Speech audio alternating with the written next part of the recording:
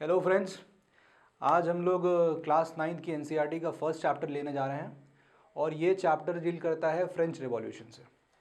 देखिए, सबसे पहले एक बेसिक चीज़ ये समझ लेते हैं कि रिवॉल्यूशन क्या होता है।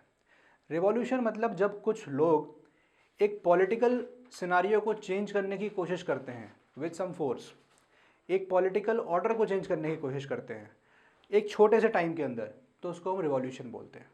तो फ्रेंच रिवॉल्यूशन की जो आज मैं आपको कहानी सुनाऊंगा, एक बहुत ही इंटरेस्टिंग कहानी होगी। और इसमें हम आज जो इंडिया में बैठ के ये प्रिंसिपल्स एंजॉय करते हैं ना, इक्वालिटी, लिबर्टी, फैटर्निटी, ये प्रिंसिपल्स हम फ्रांस में बनते हुए देखेंगे। हमने तो फ्रांस से ले लिया लिबर्टी, बट ये लिबर्टी आया कहाँ से, इक्वालिटी आया कहाँ से? So French revolution is a story where you will see how the country went from monarchy to becoming a republic. ठीक है, तो फ्रेंच रिवॉल्यूशन की अगर बात करें तो इस फ्रेंच रिवॉल्यूशन के चैप्टर को आई will B dividing this chapter into 2 parts. इसकी कहानी 2 हिस्सों में चलेगी। देखिए, आपने एक बार कहानी समझ ली ना, it will be very easy for you to remember the facts. First part will be pre 14th July 1789, very important date in the history of France, very important. And next is post 14th July 1789. First अभी हम देखते हैं कि 14 July 1789 के part में pre, ये इस period में हुआ क्या। So what I will be telling you in this period is what were the incidents, what were the events, क्यों ये डेट इतनी ऐतिहासिक बन गई, why this date is so historic, and then we will see what were the changes that France went through in the post 14 July 1789। ठीक है, जब हम लोग ये पढ़ेंगे तो in this phase as I told you I will be telling you about the incidents, ऐसे क्या इवेंट्स हुए, क्या इंसिडेंट्स हुए जिसकी वजह से ये डेट इंपॉर्टेंट थी। और जब हम पोस्ट 14 जुलाई 1789 पढ़ेंगे, so we will see 4 things. Number 1, the constitution of France 1791, पहला कॉन्स्टिट्यूशन बन गया immediately after 14 July. See the difference, यहां तक कि कहानी में घटनाएं हो रही होंगी एंड अचानक इस डेट के बाद within 2 years France getting its first constitution. B, France अभी तक सिर्फ मोनार्क था, एक मोनार्कियल गवर्नमेंट थी, and now France getting change to from monarchial to constitutional monarchy. I will tell you all these terms, don't worry, take a gist of the chapter. See, monarchy से constitutional monarchy बनी, and see, from constitutional monarchy to republic, कैसे France में election start हो गए। And then last portion that I will be dealing with is the position of women in France and abolition of slavery। और 9th class की NCERT में the chapter ends with Napoleon Bonaparte.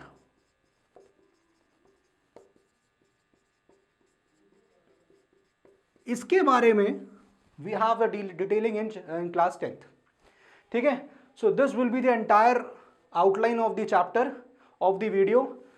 अभी हम start करने जा रहे हैं 14 July 1789। इससे पहले हुआ क्या, अब कहानी सुनिए। 14 जुलाई दिन था, अप्रोक्सीमेटली 7,000 पीपल, 7,000 इतने लोग इकट्ठा हो गए थे। कहां पर?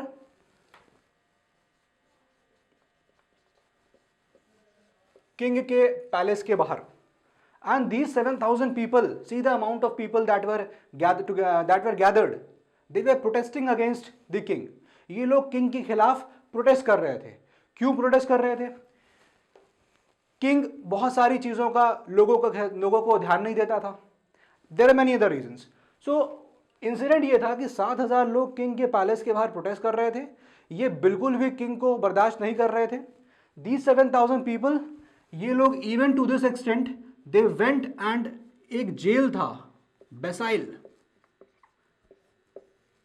इस जेल को उन्होंने तोड़ दिया, गिरा दिया, बिकॉज दिस जेल ये पावर शो कर रहा था किंग की, क्योंकि किंग जब भी उसको किसी को पनिश करना होता था वो बेसाइल जेल में डाल देता था उसको.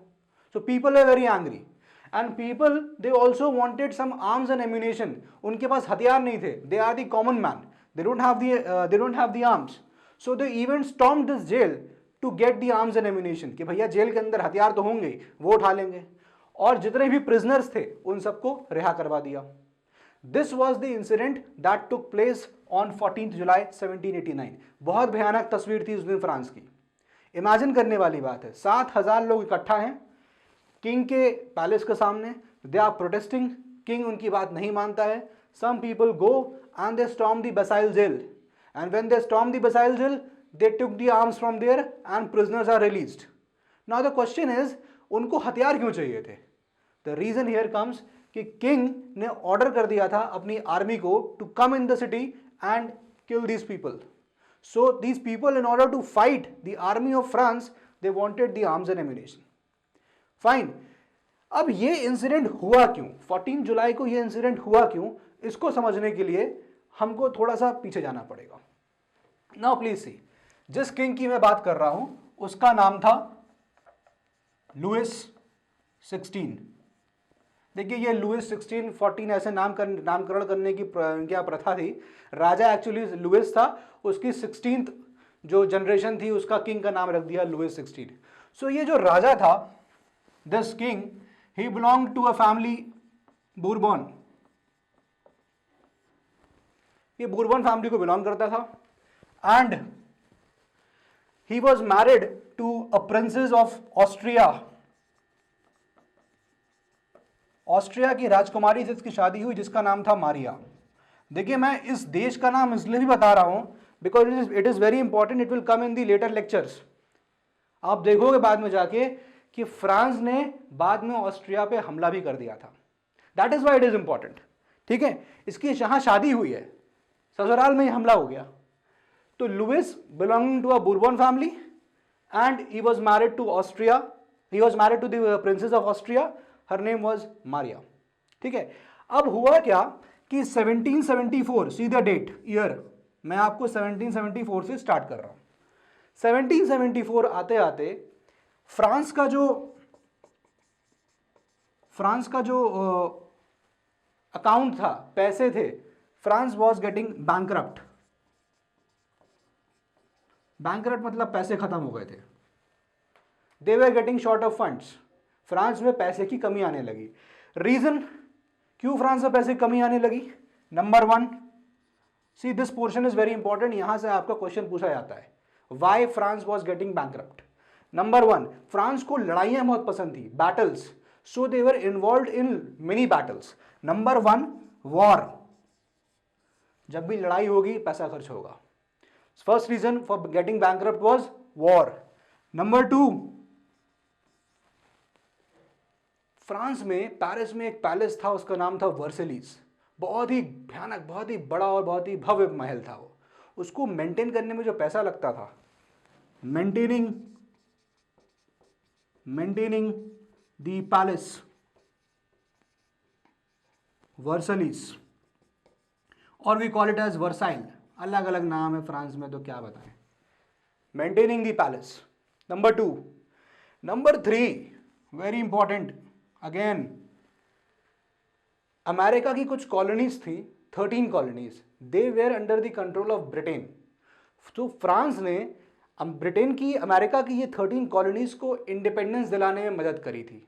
और जब आप इस तरह के काम करोगे, ब्रिटेन से पंगा लोगे, ऑब्वियसली लड़ाइयाँ होंगी, कुछ कुछ खर्चे होंगे.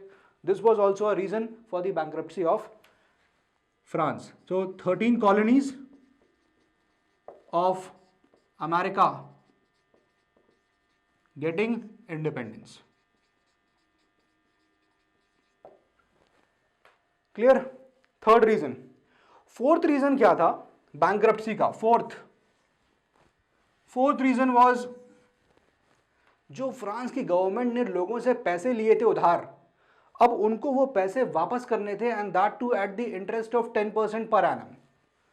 ठीक है, तो फोर्थ पॉइंट, 10% इंटरेस्ट पे लोन रिटर्न करना था।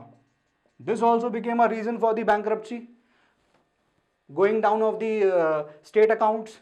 एंड इसके बाद एक रीजन और था, और वो बहुत कॉमन रीजन है, इसलिए मैं आपको लास्ट में बता रहा हूँ, and that is other expenses. Government को और भी तो एक्सपेंसेस करने होते हैं, जैसे गवर्नमेंट की एम्प्लॉयज़ की सैलरी एट्सेट्रा एट्सेट्रा। ठीक है, तो अब हुआ क्या कि जब उनको पैसे की कमी होने लगी, when they were getting short of funds, तो जाहिर सी बात है स्टेट कुछ तो करेगा ना कि भैया पैसे कमाए जाएं, कुछ तो करना ही पड़ेगा उनको। So what they did is, what the king did is, उन्होंने टैक्सेस बढ़ाना शुरू कर दिया, पीपल से टैक्सेस कलेक्ट करना शुरू कर दिया। Now before moving ahead, let me tell you about the society of France. France की सोसाइटी कैसी थी, वेरी इंपॉर्टेंट, इसको भी आपने समझ लिया अगर, तो आपको क्लियर हो जाएंगी चीजें। देखिए सोसाइटी कैसी थी, फ्रांस की society was divided into 3 parts. First was church.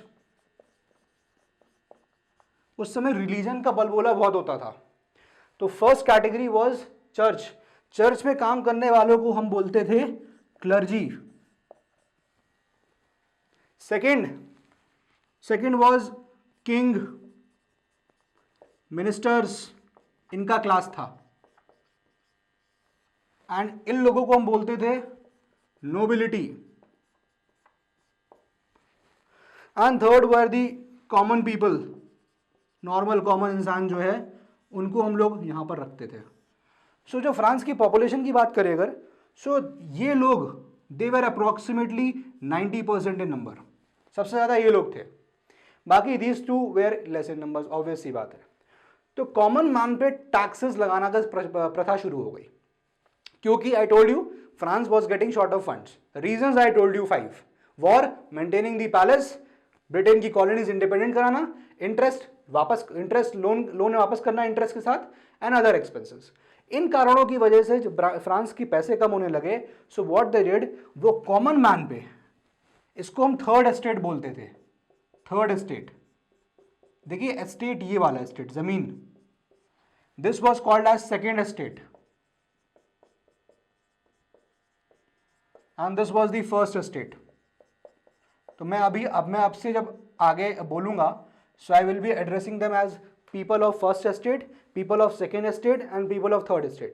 So what they did is कि people from this area, this and this, इन्होंने इन पे टैक्स इंपोज करना शुरू कर दिया, टैक्सेस हाई कर दिए। अब टैक्सेस की बात करें तो दो तरीके की टैक्सेस इंपोज किए गए थे, very important taxes from the point of view the exam. एक था टाइट्स और एक था टाइल्स। दोनों क्या क्या थे मैं आपको बता दे रहा हूं। टाइल्स जो था, this was the tax that was imposed by the church authorities. मतलब इन लोगों को अपनी इनकम जनरेशन का कुछ हिस्सा चर्च को देना पड़ता था। और टाइल्स क्या था, tiles was a direct tax, direct tax. Now see the problem, ये तो आपको समझ में आ गया कि इन्होंने जो है टैक्सेस इंपोज कर दिए, टाइट्स एंड टाइल्स, और इन टैक्सेस को इंपोज करने से अब वो होगा क्या, समझने वाली बात है। अगर आज हमारे आप पे गवर्नमेंट टैक्सेस रेज करे, तो हम आज इनकम टैक्स देखने के बाद पता नहीं क्या क्या बोलने लगते हैं गवर्नमेंट को कि टैक्सेस बढ़ा रही है, टैक्सेस बढ़ा रही है। तो सोचिए उस समय की इकॉनमी, फ्रांस उस समय, दिस इज द ईयर 17, आज से 250 साल पुरानी बात अप्रोक्सीमेटली, उस समय लोगों पे क्या होता होगा। सो हुआ क्या, when the taxes started increasing, please understand this sequence, जब आपने टैक्सेस बढ़ा दिए लोगों के, और टैक्सेस के साथ साथ आपने उनकी इनकम तो बढ़ाई नहीं, इनकम वाज सेम, कम रह गई। पॉपुलेशन फ्रांस की बढ़ गई थी, बहुत ज़्यादा पॉपुलेशन बढ़ चुकी थी। सो population of France increased.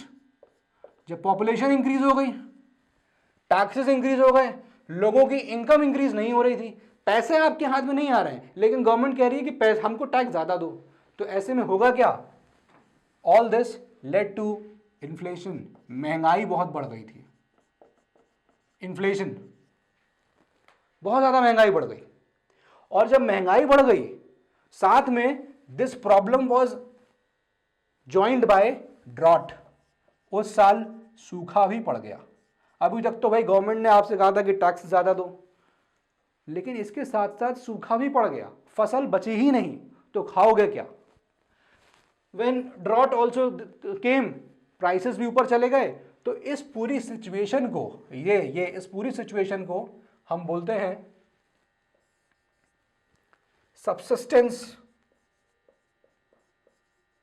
Substantial existence. मतलब अब खाली सवाल था कौन बच पा रहा है जिंदा और कौन नहीं बचेगा, कौन मर जाएगा कौन बचेगा। बिकॉज सिनारियो यही था, खाने के लिए सामान नहीं है, फूड नहीं है, खरीदने के लिए सब पैसा नहीं है। Are you getting it? So the problem was increasing day by day. Now ये जो मैंने आपको बताया टैक्सेस की बात, टैक्सेस इंपोज करना खाली मोनार्क के हाथ में नहीं था, ठीक है। टैक्सेस इंपोज करने के लिए भी एक तरीका था। Let us see what was that method. I hope things are getting clear, story काफी क्लियर है। नाउ प्लीज सी, टैक्सेस को बढ़ाने का एक तरीका था। ऐसा नहीं था कि मोनार्क चाहे तो अपनी मनमर्जी से टैक्स बढ़ा दे, ठीक है। अब वो क्या होता था कि टैक्सेस बढ़ाने हैं अगर आपको। अच्छा एक चीज़ और before I move to tell you about this method of taxes, ये जो सब कहानी चल रही थी कि यहाँ पर इन्फ्लेशन बढ़ गया और मैंने बताया आपको कि यहाँ पर टैक्सेस बढ़ गए, ये सब चीज़ों में लोगों को बढ़ावा देने के लिए, लोगों को बहुत ज़्यादा इन्फ्लुएंस करने के लिए, to stand against the government, बहुत सारे फिलोसफर्स का रोल आता है। सी, हर सोसाइटी में कुछ काबिल लोग होते हैं जो अपना ज्ञान देना चाहते हैं, क्योंकि वो पढ़े लिखे हैं भाई साहब, तो ज्ञान देंगे ही। तो कुछ फिलोसफर्स उस टाइम भी थे। देखिए ये कॉमन मैन था, कॉमन मैन को ज़्यादा जानकारी नहीं होती है, they are very common. Like for India, corruption against movement जब इंडिया में चला था तो people were common, they don't know about how to fight, so leader was Anna Hazare. Similarly in France at that time people are common, they don't know how to fight against the monarch, क्योंकि monarch की practices बहुत ज़्यादा exploitative nature की थी, बहुत ज़्यादा वो लोगों को एक्सप्लॉइट करता था। तो लोगों को ये नहीं पता था कि अब उनको इकॉनमी क्या समझ में आएगी, तो उनको कुछ प्रोत्साहित करने के लिए, इन्फ्लुएंस करने के लिए there were some people. So people like philosophers like John lock,